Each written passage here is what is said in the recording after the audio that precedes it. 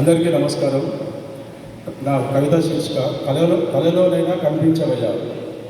చంద్రభాగ నది తీరాన వెలిసిన మూల విరాటివి నీవు, పుండరీకుని కోరికపై వెలిసిన పాండురంగడివి నీవు, చక్రధారి ఇంట చేరి కుమ్మరువై మసిలినావు, తుకారాం యభంగములను వెలికి తీసిన చక్రివి నీవు, తిరుమల శ్రీనివాసుని వైభవము చూడగా ఎటులుండునో పండరినాథుని పాదస్పర్శ కలిగిన అటులుండును, సక్కుబాయిని చెంతన చేరి పరమపదించగా బ్రతికించి ఇంట చేర్చిన పురుషోత్తముడివి నీవు, భక్తురాలి పాదధూళిని నుదుటిన దిద్దుకించుకున్న విఠలేశ్వరుడివి నీవు, పారిజాత పుష్పాలతో దారినే పరిచాను, సౌగంధిక పుష్పాలతో స్వాగతమే పలికాను, ఉత్పల చంపక మాలలు నీకై ఎదురు చూస్తున్నాయి, రావయ్యా మా ఇంటికి ఒకసారి వచ్చిపోవయ్యా.